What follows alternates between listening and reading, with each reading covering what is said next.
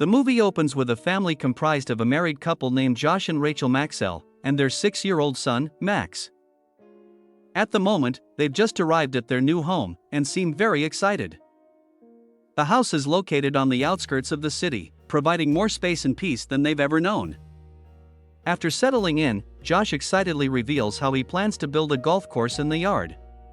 Rachel, on the other hand, expresses her joy at finally being able to sleep without the noises and glare of street lamps.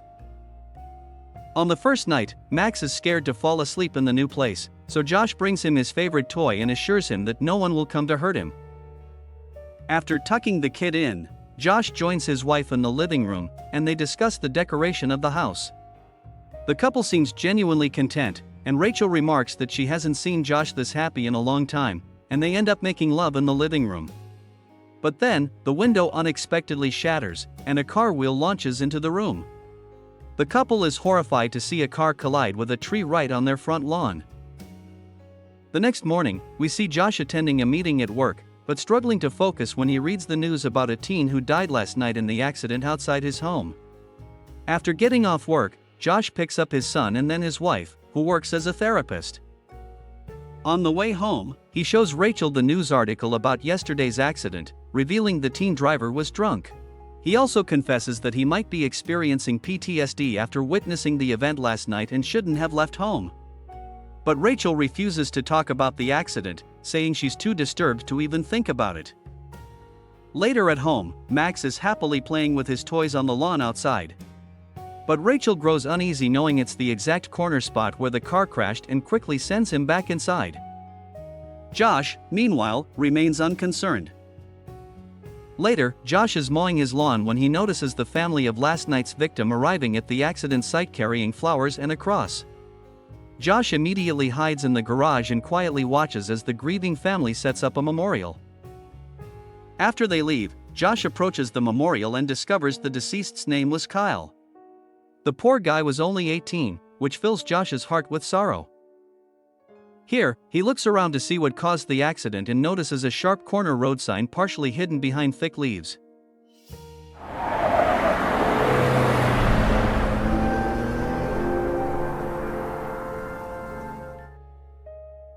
The next day, we see Josh at work, still thinking about the accident and searching for Kyle's profile on social media.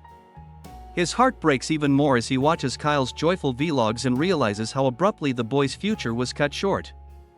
The scene then cuts to the Maxwell's housewarming party, where several friends and colleagues have gathered. Everyone chats joyfully and congratulates the couple on their new chapter. But Josh suddenly begins talking about the brutal accident that happened on their lawn. He describes in great detail how the driver died, which makes everyone uncomfortable. Josh keeps going and reveals how Kyle was about to graduate and had even received a sports scholarship. A surprised Rachel asks how he knows so much, and Josh claims he read it in the obituary. The guests sensed the growing tension and immediately change the topic. After they leave, Rachel angrily tells her husband he shouldn't have mentioned the accident earlier. But Josh explains that since such a traumatic event happened right before him, he was naturally curious. Rachel insists he needs to see a therapist to work through his feelings and suggests one of her colleagues, Peter. She adds that he looked smug while telling the story, like he was cashing in on someone's misfortune. However, Josh brushes off her concerns as nonsense. The next day, Josh grabs a chainsaw and heads toward the sharp corner signboard by the roadside.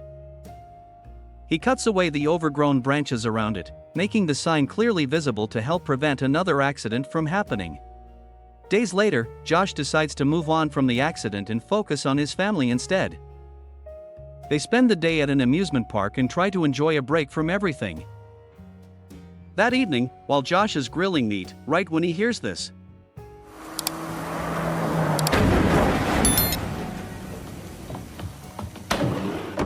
it turns out that a new accident has occurred when one vehicle violently crashed into another one, and one of the cars ends up speeding away. After calling 911, a worried Josh rushes to the crashed car and finds the driver badly injured. He begins talking to the man in the hopes of keeping him conscious until help arrives. But the man can't hold on much longer and tragically succumbs to his injuries. Just then, the deceased's phone starts ringing, and it's a call from someone named Alicia. At this moment, the authorities also finally show up. In the aftermath, Rachel insists they can't stay here any longer, as all the chaos is frightening their son. However, Josh is distraught by the accident and insists he could have saved the injured man since he was the first on the scene. He also adds that moving out is an overreaction and suggests they install guardrails to ensure their safety. The next day at his office, Josh connects the deceased man's phone to his computer. He scrolls through the photos and videos and realizes the man had a deep love for golf. Days later, Josh attends the man's funeral even though he never knew the victim personally. He then approaches a distraught Alicia, who turns out to be the victim's daughter, so Josh claims that her dad spoke about her a lot.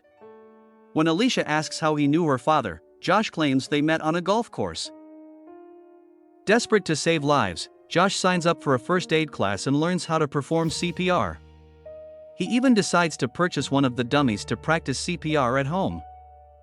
From then on, he becomes consumed with mastering first aid and completely ignores his work responsibilities.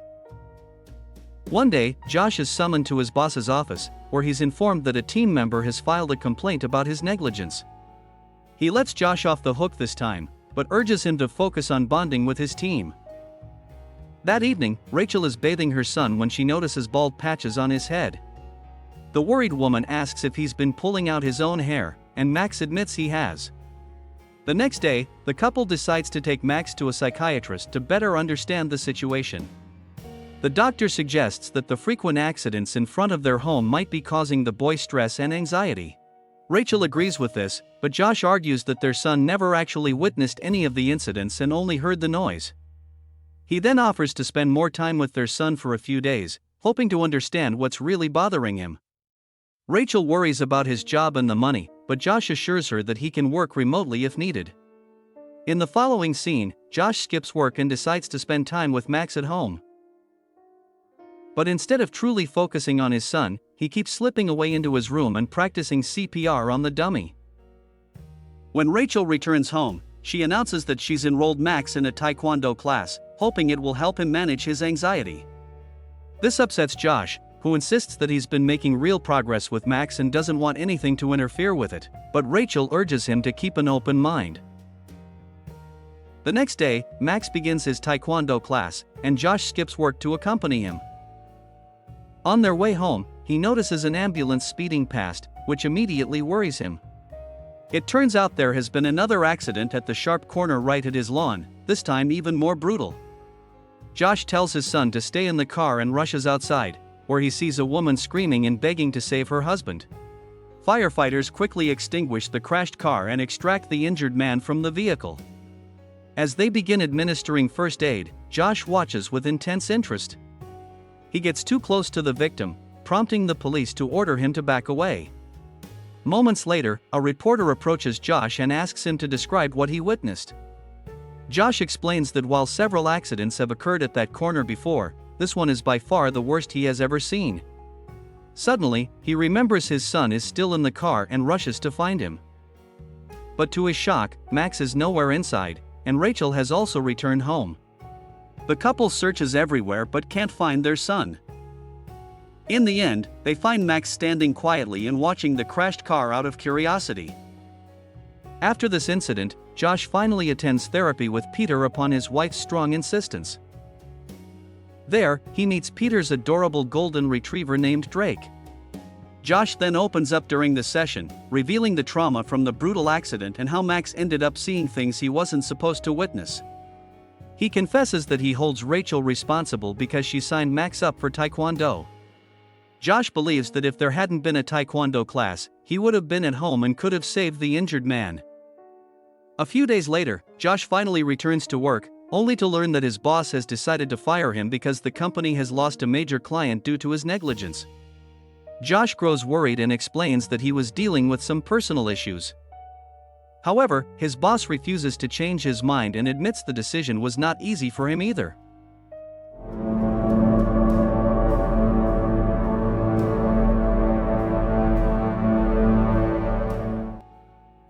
That evening, Josh doesn't say anything to his wife and pretends everything is normal.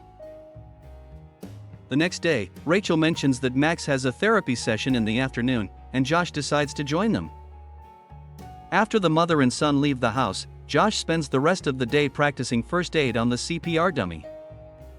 He becomes anxious every time he hears a vehicle pass by and stays alert in case something happens.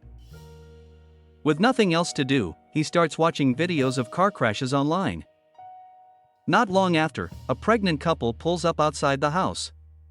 Josh greets the visitors and exchanges a brief conversation with them but doesn't invite them inside. Sometime later, Josh arrives for Max's therapy session, and a furious Rachel suddenly reveals that she called his workplace and discovered he no longer works there.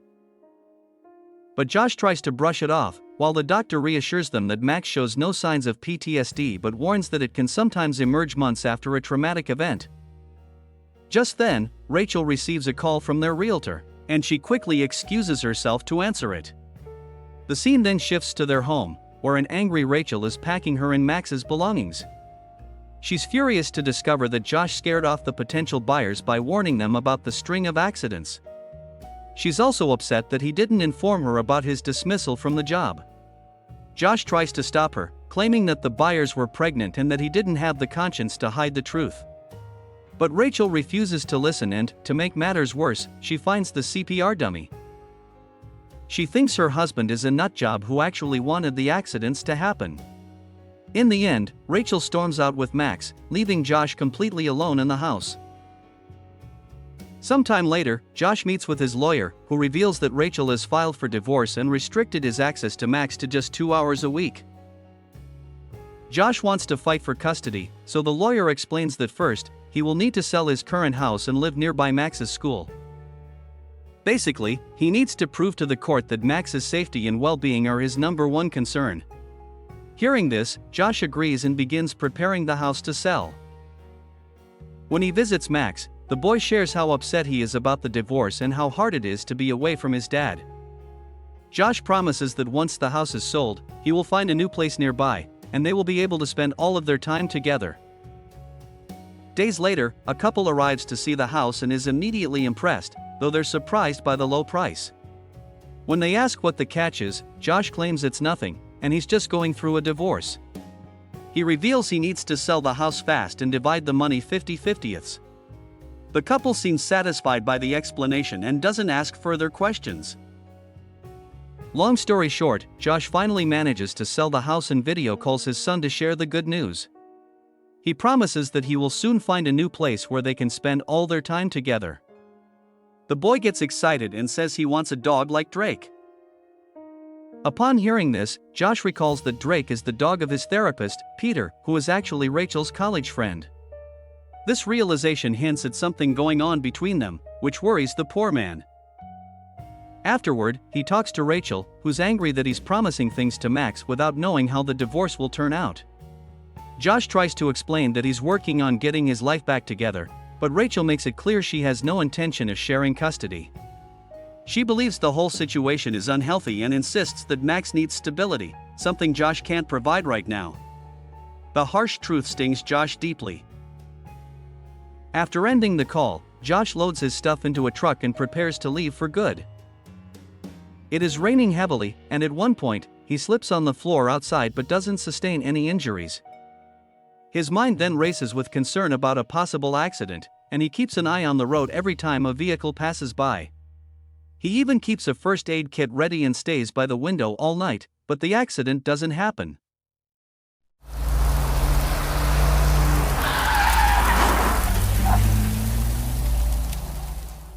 At one point, Josh grows impatient and is overwhelmed by a desperate urge to take matters into his own hands. He then deliberately sprays the asphalt with a hose, making the road slicker and even more dangerous. But a vehicle soon passes by safely with no accident, which only deepens his frustration. Determined to provoke something drastic, Josh pulls out a chainsaw and cuts down the sharp corner signboard, hoping to set off the disaster he has been waiting for. After that, Josh paces aimlessly by the window, silently wishing for the accident to happen, but nothing does. Exhaustion quickly takes over, and he eventually falls asleep. And then finally,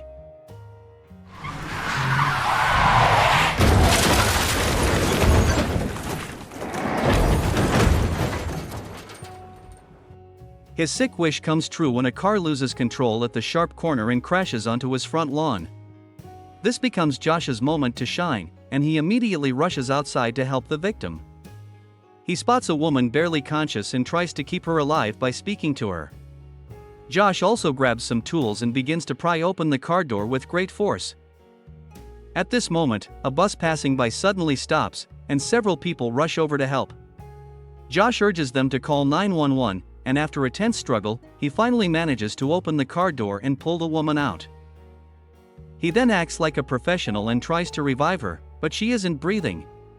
Josh pours all of his skill and knowledge into saving her, but no matter how hard he tries, it seems hopeless. Realizing it isn't that easy, the remorseful man breaks down in tears after realizing he may have just killed an innocent woman. Just when all hope seems lost, the woman finally starts breathing again, bringing a wave of relief to Josh. The medics also arrive at this point and commend him for his actions. As the movie ends, we see a proud smile spread across Josh's face, as he has finally become the hero he always wanted to be. Thus, we reach the end of this movie. Thanks for watching. If you like the movie, support us. Don't forget to subscribe for more movie recaps. See you in the next movie. Goodbye.